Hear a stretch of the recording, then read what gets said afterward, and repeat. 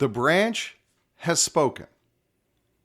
The branch has spoken. The branch is the ultimate authority at the branch level. The people assembled at the branch meeting are the ultimate authority. They outrank the president. They obviously outrank the secretary. They outrank everybody at the branch level. So when the branch speaks, that's it.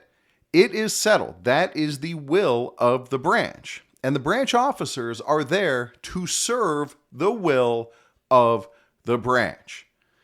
Now, with that out of the way, guys, I got to play for you our new intro music. It comes from Ryan Morgan out of Boise, Idaho. He reached out to me, asked me if I'd like theme music, and yeah, sure, I'd like theme music. And so he gave a first draft, and we kind of worked together on some feedback, and I gave him some suggestions. And what he came up with is an absolute banger. I am so happy with it. So you're about to hear it for the first time as we go welcome to Classes of Mail. Here it comes.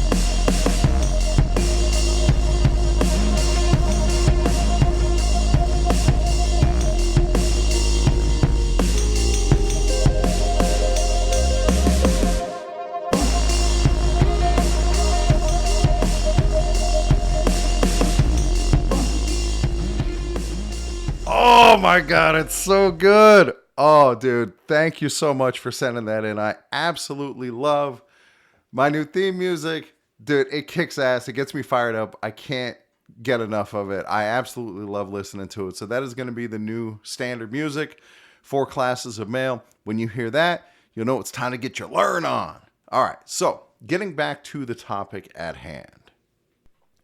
My branch 2502 in Las Vegas, spoke at the January meeting. We made a decision as a branch what we were going to do about our elections. You know, first, I had appealed the initial results of the election. I appealed to the election committee. And I said, hey, we got to rerun this whole thing all the way from the beginning. Then the executive board and the election committee agreed. Then the executive board, headed by our branch president, says, no, I think we should actually only redo the voting. And of course, the executive board agreed. And so that appeal is then sustained. But then I take my appeal to the branch itself, the ultimate authority. And I say, hey, we have problems here, problems which you can hear about on previous episodes of Classes of Mail. We have problems here, and we need to run this election all the way back from the beginning. And the branch agreed. The branch spoke. We voted 52 to 23. A supermajority of carriers voted that, yes, we should run these elections all the way back from the beginning. That was the will of the branch.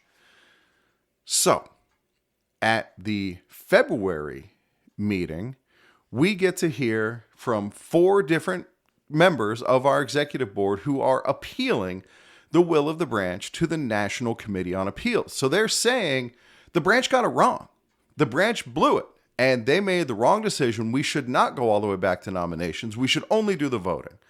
So they put in their appeals. Their appeals get read in front of the branch, and then before this everything from there gets packaged up, and it goes in writing with paper documentation up to the National Committee on Appeals. But before that happens, something very important also happens. Because remember, the branch has spoken. And so in addition to these 4 appeals who are trying to overturn the will of the branch, in addition to those getting packaged up and sent to National, the branch gets to reply. The branch has 20 days to formulate a written reply so that can be included along with these appeals going up to National, with the obvious idea being that National needs to hear both sides of the story. Well, why did the branch decide this way? Why did the branch vote this way? And that's what the branch's reply is for. So the question has been hanging out, who writes the branch's reply? And this came up on previous episode of Classes of Mail because it came up at that meeting, that our branch president decided that he would write the branch's reply. Because, to quote him, I'm the president, I speak for the branch.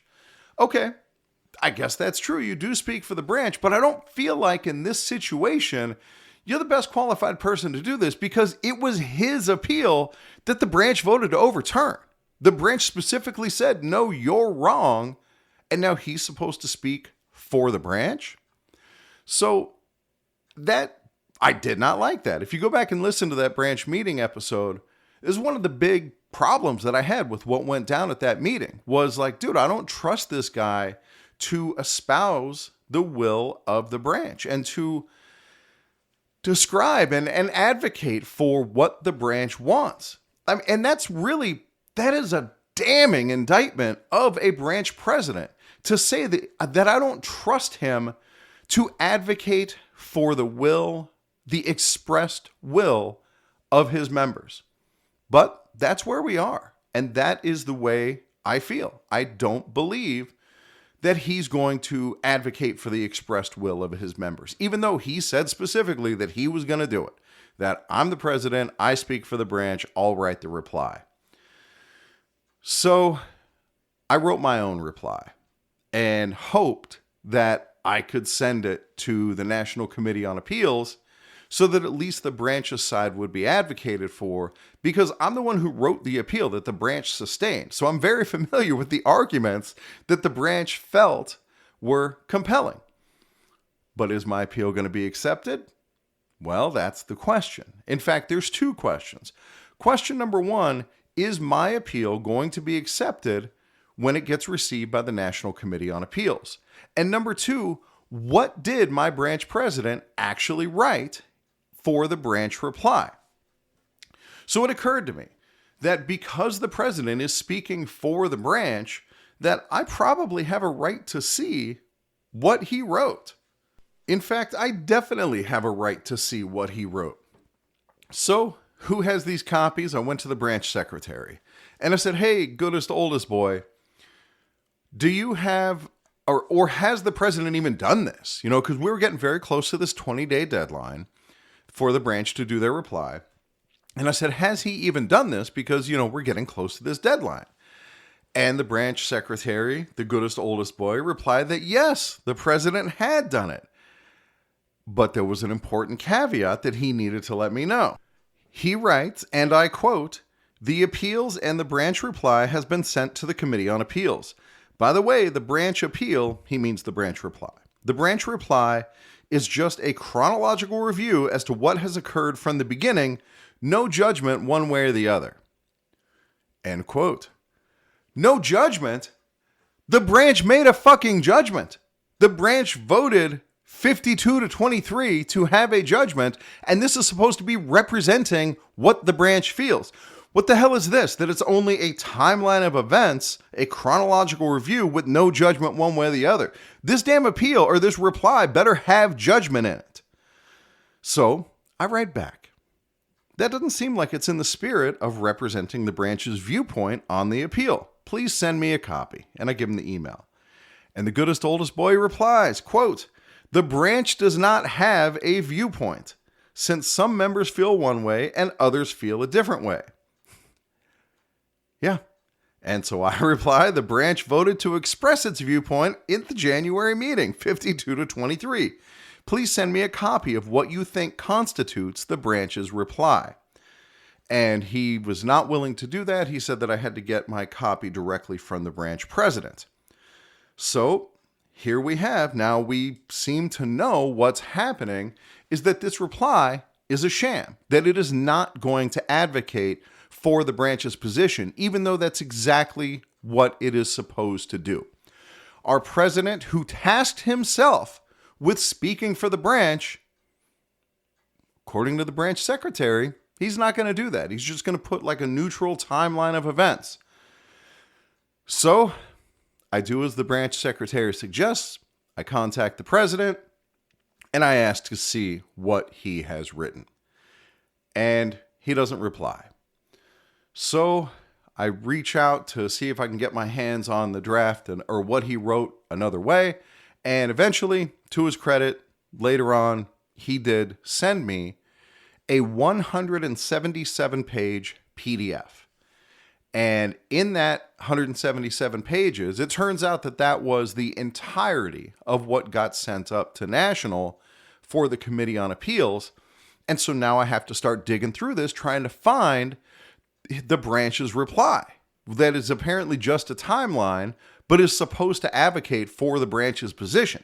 And so I'm digging through here, and I see something that's written by the branch president, but I'm like, well, that can't be it, because that's A, doesn't advocate for the branch's position, which I did not expect anyway, but B, it's also not just a timeline. This has arguments in it. And then I see at the bottom where it signs off like, this is the branch's reply, and oh my God, this is how he advocated for the branch's position. So guys, let's think about where this started. The branch has spoken. The branch has made its position known. The branch voted 52-23. Then you have these 4 appeals, which we said at the time, they probably had 4 people who weren't the president make these appeals so that the president could do the branch reply and throw the branch under the bus and make sure that National never saw the branch's half of this argument. And that's exactly what happened. That is precisely what happened. The branch that this president is supposed to be representing got screwed, got shafted, got not represented, got the opposite of represented. And I'm going to read to you what this branch president wrote that was supposed to be an advocating letter for the members of his branch that he's there to represent. Lest you think I'm not fair, I am going to read this as written so that you can make your own judgment. But the judgment, I think, is not going to be difficult. And in order to distinguish what he has written from what I am commenting, I'm going to read what he has written with reverb. Yeah, this new soundboard has a reverb button, and so I'll push that button. I try to get it right every time, but I'm going to do my best. All right, here we go. Dear Chairperson, on October 2nd, 2024, and don't worry, this isn't that long. It's 3 pages in total, but a lot of the page is taken up with other crap, so it's not going to be that long. On October 2nd, 2024, Branch 2502 held their nomination process for the upcoming election. The nomination process was completed and the election process began. An election committee was formed, but halfway through the process, the chairperson resigned. A new chairperson took over the election at that time and conducted the election. The results of the election were reported to the branch membership on November 6, 2024. Hey, look at that. So far, the goodest oldest boy is correct. This is just a timeline of events. So while it is not yet advocating for the branch's position, well, at least it's neutral. So we got that going for us. Let's keep reading. An appeal to the Branch 2502 elections was submitted to the Elections Board dated November 7th, 2024 by Michael Brazenly and Alan Gigax. There was also a third member of our crew, but I don't necessarily need to drag him into this. It doesn't change the outcome, so I'm just going to leave his name out. So again, an appeal was submitted to the Elections Board on November 7th by Michael Brazenly and Alan Gigax, members of Branch 2502. It was mailed via express mail to the Branch 2502 Elections Board and was received on November 9th, 2024. On November 13th, 2024, the chairperson of the election committee redacted. So I'm going to redact every name in here that I can. This chairperson that he's talking about is not the one who we filed charges against. He's the one who had to step in when that dude resigned. So getting back to it. The chairperson of the election committee sent an email to Branch 2502 Secretary, goodest oldest boy, with the decision of the election committee on the appeal received. The election committee chairperson sent out an email and or text to the committee members to vote on one of 3 choices. The choice they selected was to rerun the election again and to include the nomination process. Okay, so again, so far all of this is true. And I would like to point out that the rationale of the election committee is not included in here. That will be relevant in just a moment. The decision of the election committee was appealed to the branch executive board by branch president. The executive board met on November 7th, 2024. They reviewed the decision made by the election committee. After discussion, a vote was taken and passed by the board with one objection to redo only the election process but not the nomination process. The executive board's decision was made based on the arguments of the original appeal by brothers Brazenly and Gigax.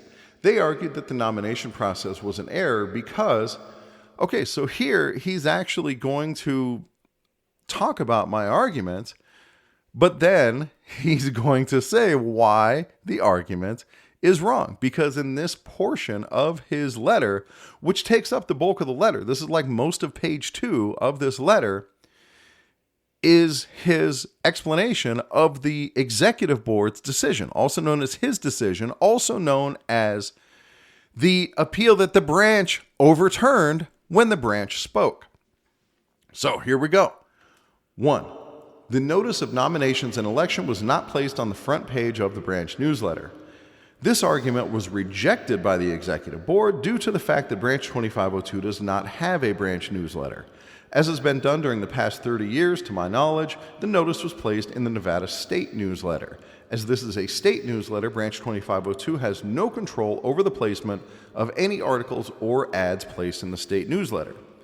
So here you go. That's him advocating for his position. And of course, I've gone into why I believe that position is mistaken, and the branch agreed with me. But here he is making this argument. 2. The notice failed to note that certain officers would be automatic convention delegates by virtue of their office. The executive board felt that this error did not affect the nomination process, as those individuals running for those positions were able to be nominated and no aggrieved members came forward. So again, he's saying why what the branch thinks is wrong and why what he thinks is right. And, you know, this argument, like, there's not a lot of point in relitigating this right now, but I'm going to mention this anyway because it comes up a few times in this letter. Some of these things that have to be complained about, you can't complain about it until after the election is completed. There is no process in the election book for appealing the conduct of the election while the election is ongoing. It needs to be appealed after the election concludes, which is what we did. All right, moving on. 3. The appeal stated that one member was not able to be nominated because he was not present at the meeting and had sent a letter to the branch stating he would accept the position if nominated. However, he failed to notify the branch if he had served in management within the past 24 months. His letter was rejected by the branch president due to that error. No one at the meeting objected to that decision, nor did the member appeal that decision within the time frames allowed. The executive board, having no appeal from the member, rejected the argument of the appeal. So there you go. There is another argument in this letter that is supposed to be representing the branch's position. 4. The remainder of the original appeal listed errors that occurred during the election process. That part of their appeal was accepted by the executive board, and the board agreed that a new election should be held, but again rejected the redoing of the nomination process. 5. Brothers Brazenly and Gigax are again not aggrieved in this situation as they were nominated and accepted their nominations. Okay, so he has now laid out the executive board's decision. So we already have quite a deviation from what the goodest oldest boy said, that this was just going to be a chronological listing of events, because here we have all of this argument. The good news is that my appeal to the branch is coming up next. And maybe if the branch president is being fair and just doing a neutral, telling of events, maybe he'll also just say like, oh, and then the branch did this and this is their decision. Do you think that's what he's going to do? Or do you think he's going to continue to Well, let's just get to it, because the next part where he talks about what the branch wants is very short. An appeal was presented by member Alan Gigax to the branch membership at the January 9th, 2025 general meeting. Brother Gigax, citing the objections of his original appeal that, 1, notice was not in our branch newsletter. And then in parentheses he writes, again, we do not have a branch newsletter. So here he is, A, doing a straw man of my argument. I didn't say that the problem was that it wasn't in our branch newsletter. The problem is that it wasn't on the front page. So he makes a straw man of my argument and then knocks it down. The argument that the branch sustained. So in this letter that is supposed to be representing my branch's position, he writes the argument that was presented to the branch and says why it's wrong.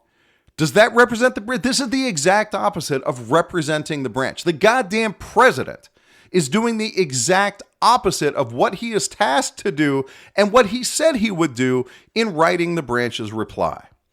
Moving on. 2, one member not being able to be nominated. Again, in parentheses, again, that member did not appeal the decision of the branch president. So here again, he's saying what the argument was in front of the branch, the argument that the branch found compelling, and saying why it's wrong. And 3, not putting in the notice that certain officers were automatic delegates to the convention. Again, no aggrieved members came forward. He presented a motion to rerun the nomination process along with rerunning the election. Okay, now this may be the most egregious part of all, because he goes on to write, the chair cited that the executive board had agreed to rerun the election. Now, mind you, who's the chair of our meetings? The branch president. So he's saying, I told them. So let me read this again with that so that you know who's saying what. This is him saying, I told them that ... The chair cited that the executive board had agreed to rerun the election, however, found no reason to rerun the nomination process as no aggrieved member submitted an appeal. Dude. So that's it. That's all we get for the branch's position. It is 3 sentences. 3 sentences, all of which are contradicted in the text. And then he goes on to put his own position in there again. The members present voted to override the decision of the executive board and order the rerun of the entire election process, including nomination. Now, what he conveniently neglects to mention is that the branch also voted that we need to have somebody from national oversee our election. And that is not in here. So, moving on to finish this off. At the February 5th, 2025 general meeting, the branch received 4 appeals to the decision of the branch membership made on January 9th, 2025 general meeting.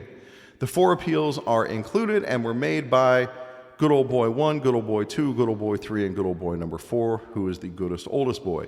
This is the branch's response to those appeals. And that is the only way that I knew that this was the branch reply.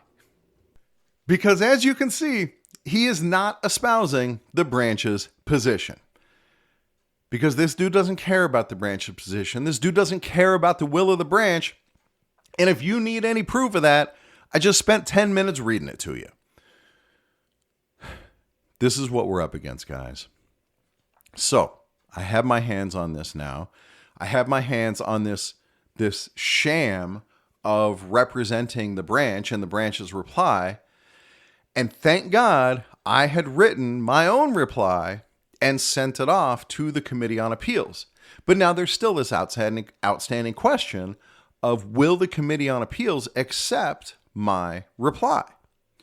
So I had written maybe a week earlier another request to Brian Renfro for a presidential ruling. And the day that all this went down, I got the response to the presidential ruling. And yet again, my request is sustained. Check this out. This is in part of some of the stuff that he wrote. There was other stuff in here that I'll get into in a minute, but this is the relevant part to what we're talking about. He writes, Sections 21.43 and 44 of the NALC regulations governing branch election procedures require that the branch prepare a reply to an appeal from a decision of the branch and submit both the appeal and the reply to the committee. The regulations do not specify who is to prepare the branch's reply. Okay, so that was the meat of my question was, hey, the branch president tried to write this, said that he was going to write it, and I don't think that's right because he doesn't agree with the branch. So that was, hey, please clarify who was supposed to write this reply. And so he says, the regulations don't specify. And then he goes on. Previous rulings recognize that if the branch president is the party who has appealed the branch's decision to the National Committee, or if the branch president supports the appeal, then he cannot prepare the branch's reply. The reply must be prepared by a member who supports the branch's decision, because the reply represents the position of the branch. And this is fucking obvious to anybody who reads the election rules.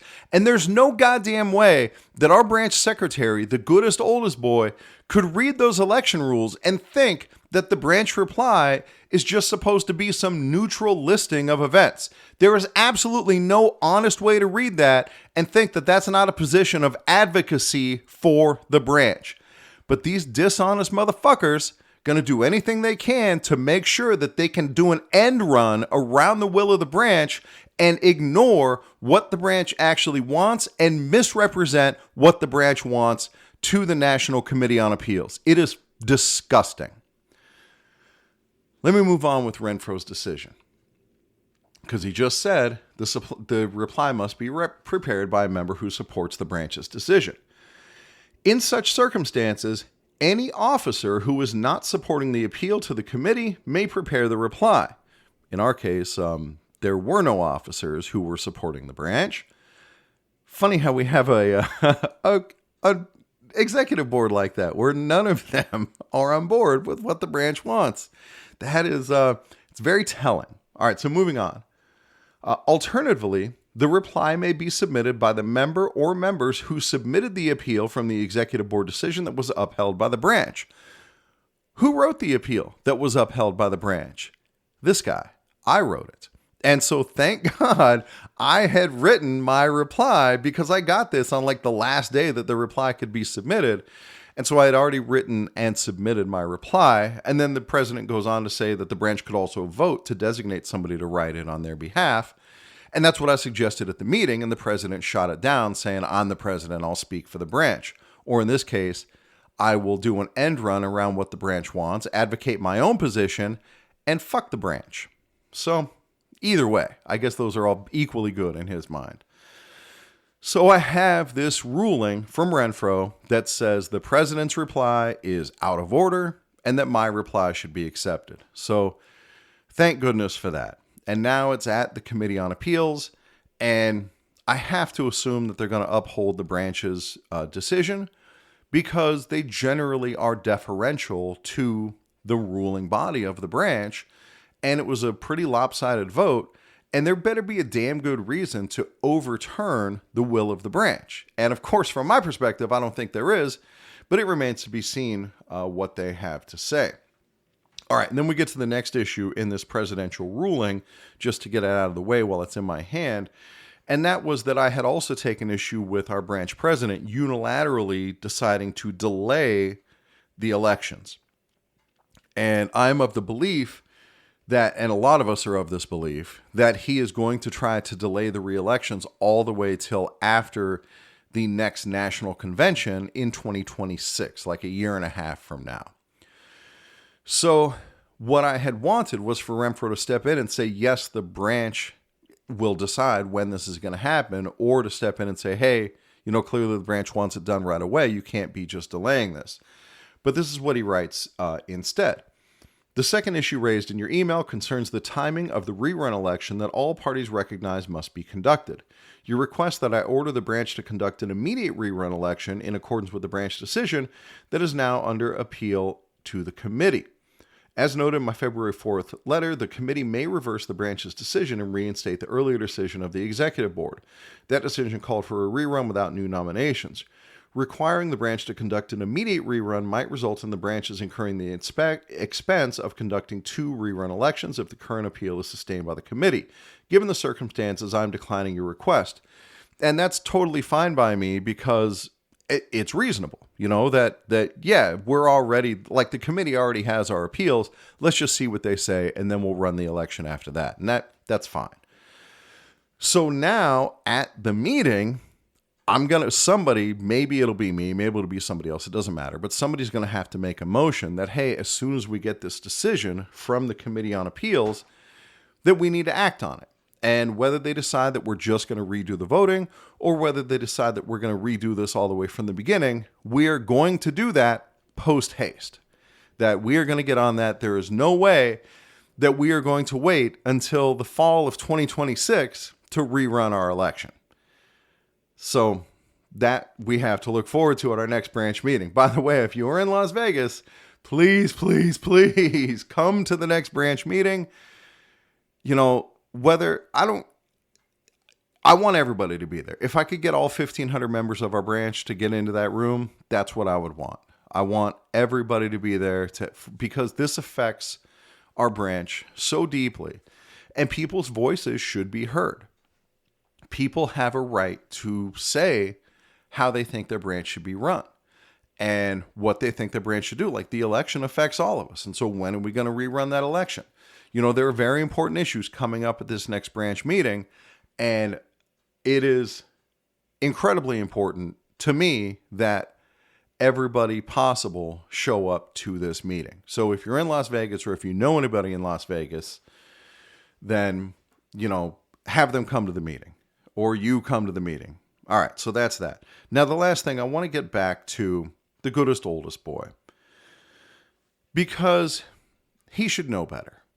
You know, he writes, let's go back, right? Now that we've read what the branch president actually wrote, let's go back and reread what the goodest, oldest boy wrote. He wrote, by the way, the branch appeal is just, and again, he means the branch reply. So I'll just say the branch reply.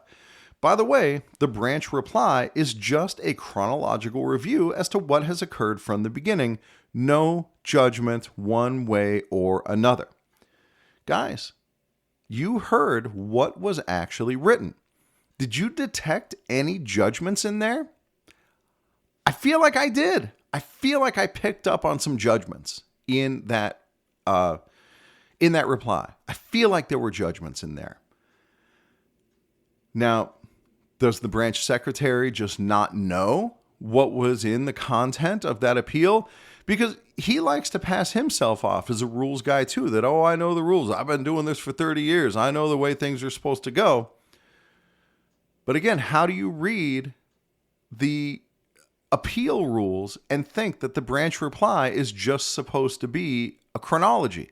And if it is just supposed to be a chronology, well, then how could he read what the president wrote and think that that's an acceptable, neutral chronology with no judgment one way or the other? I think that he does know better. And I think that he's simply being dishonest. He goes on to write, the branch does not have a viewpoint.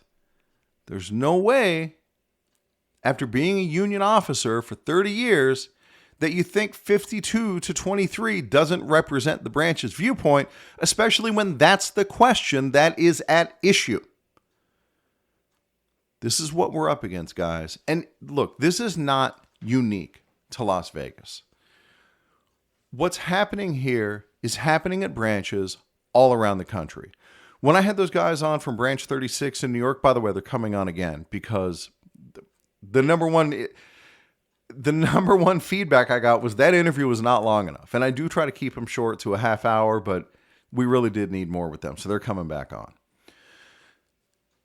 You know, that thing that their branch president is doing of keeping the meetings at 5 o'clock, that's happening all around the country. I was talking to David Grosskopf about it, and he mentioned a number of other branches that are controlled by the good old boys, and they also have their meetings at 5 o'clock. And that is so undemocratic because you eliminate a huge chunk, the overwhelming majority of your membership, from coming to the branch meeting. And of course, these are the same branch leaders that oppose Zoom meetings because why? Because they don't want the word getting out, because they don't want democracy in their union, because they don't want as many people as possible to be informed. I think the answer to those questions is yes, that is exactly why. And surely they wouldn't admit to it, but look at the end result. Look at who shows up. It's, you know, the the people who are already in the union hall, also known as the insiders, and some retirees. And that's about it. Because people who are working cannot physically get there, and they're given no other option. So it's time to change. It's time to fix these things. And, I'm lucky. I will say our branch, the corruption that we're seeing in my branch, it is not nearly as bad as some of the branches that I've been hearing about in other places, in other parts of the country. But this process by which we're now starting to hold our own branch leadership accountable, in theory, this can work anywhere. In practice, it can be extremely difficult. It's been difficult for me. Like, I've been mentally, emotionally exhausted. This is actually my second recording of this episode. I recorded it a couple days ago, but my wife was sleeping and I knew I was going to be fired up. And so I toned it down in that episode, and I felt like I didn't really give it its due passion. And then I was going to record it again the next day, and I was just beat. And then the next day, and I was like, I just can't get myself riled up again. But today's the day. Today's the day I get myself riled up again. Guys, this is what we're up against. And I ask you, who's dividing this union? We see in the branch newsletter, or I should say the state newsletter, because we don't have a branch newsletter. In our state newsletter, people are complaining about, the people in positions now are complaining about social media and how the people on social media are dividing the membership. Well, here we have a great example of the branch made their voice known. The branch had a voice. The branch used their voice. And then the people in power disregarded that voice, threw that voice away, threw the votes of those branch members away, and inserted their own voice instead. And that's where that episode, the democratization of information, this is what I'm talking about. That I don't think I'm the one dividing this union. I think I'm the one trying to get us to abide by the bylaws. And that's stuff that we've all agreed on. And that's a uniting force. That's accountability. And I am not going to just shut the fuck up and keep these problems to myself. They've been brought to the attention of the people in power in our branch, and you see the result. So we're going to keep on keeping on. In the not too distant future, you will have an episode where we will talk about what happened at the branch meeting. Maybe it'll be a victory lap. Maybe it will be a sorrowful lick our wounds and regroup and figure out what we're going to do next. I don't know. I mean, I sure as hell never saw coming what happened at the last branch meeting where we got railroaded. So who knows what'll happen? I will tell you that if hypothetically 1,000 people came to this branch meeting and they voted to support the president's agenda, and, who cares about the election? We'll run it in a year and a half. And that's what the branch decides. Okay, that's the will of the branch. And I don't feel like I have the moral authority to override the will of the branch, just like I don't have the moral authority to override the bylaws. And that's one of the ways that I am different from our current branch president, because you saw where he thinks his moral authority is as it relates to the will of the branch. That ain't me, guys. I'm here for all of us. I want all of us to be empowered. I want all of us to be informed. I'm going to keep fighting a good fight, and I am going to check out and let you guys listen to that awesome jam again. So thank you all for listening, and I will catch you next time. Oh, and I'm going to play it all the way to the label this time because it deserves it.